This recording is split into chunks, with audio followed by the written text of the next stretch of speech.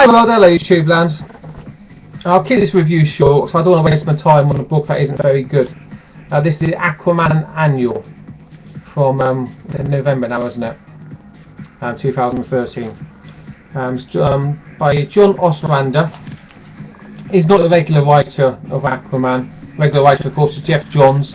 That's why I bought this book, because I'm a regular reader of Aquaman, and they just stuck it on my pull list in a comic book shop. It's a $4.99 book. There's the price there. An absolute cash-in rip-off. Not much thought's gone behind this one at all, and the art isn't very good either. The artist, Geraldo, Borges, and Nethro, Diaz. There's Aquaman. It's not looking very good, is it, for a superhero? You know, it's looking a bit rough. And the rest of the artwork, it's very basic. It's almost like a children's comic. Reminds me a lot of the Marvel stuff that I was looking at when Marvel were doing Morbius, and it was going to be cancelled, and they didn't give a crap anymore.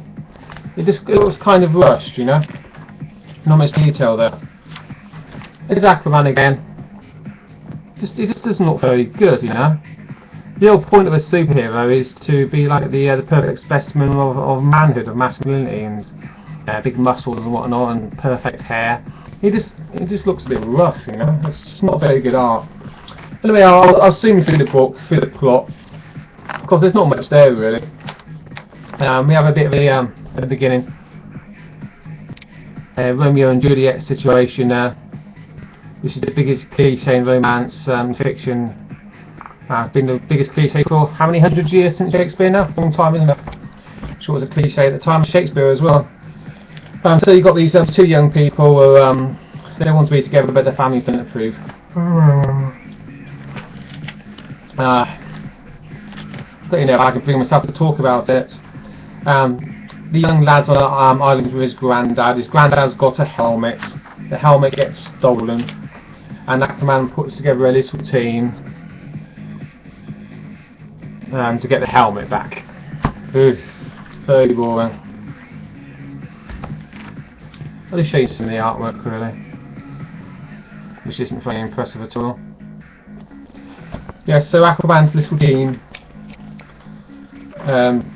is trying to get the helmet back. The helmet belongs to a guy called the Operative. Who's stolen the helmet? This woman here. And why does she even want the helmet? We find out. And it gets kind of a little bit interesting. This is probably the most interesting the book gets. Right, she wants the helmet. Her name's Morgan Le Fay, so you know, rip off from the Arthurian legends. She wants to get talk about rip-offs. She's got flying monkeys to help her. There you go. Nothing original about this book. It's the flying monkeys from the Wizard of Oz. Yeah, she wants the helmet because she wants to escape the planet because she feels like the people on the planet are destroying it. As she says herself. I can free myself, escape from this poor doomed planet. But she puts the helmet on and it rejects her. Much like I'm rejecting this story, really. And she chucks the helmet away. Oh, it rejected me, the helmet rejected me.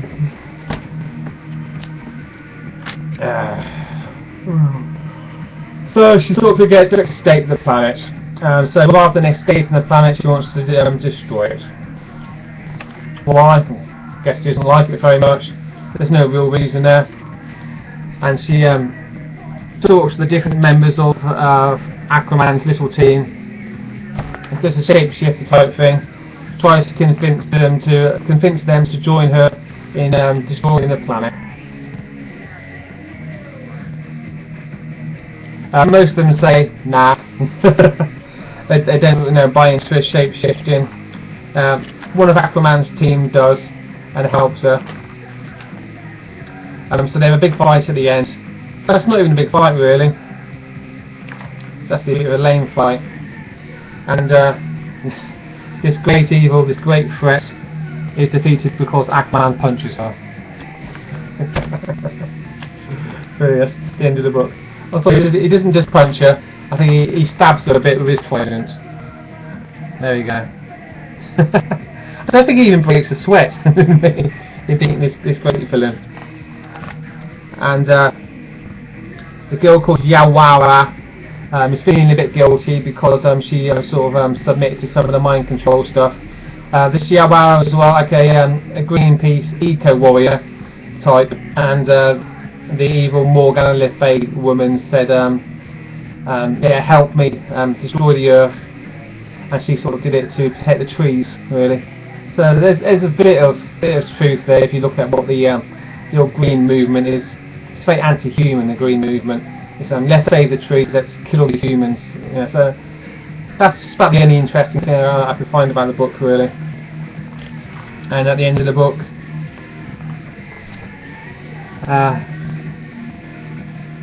Aquaman's team just hangs out in a little group as a bloke scratches his head. The end! Ta-da! What a boring comic. What an utterly boring comic. $4.99 as well. I feel ripped off. I do. I feel ripped off. And from now on, I'm going to be checking all these annuals to make sure I don't get ripped off again. So Aquaman Annual, The Trial of the Others by John Ostrander. Very boring comic.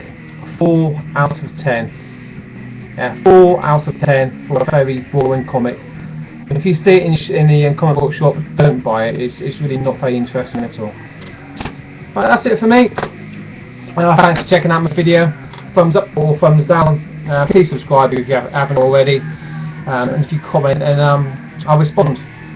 Have a great Saturday, and enjoy those comics out there. I'll see you all later. Goodbye.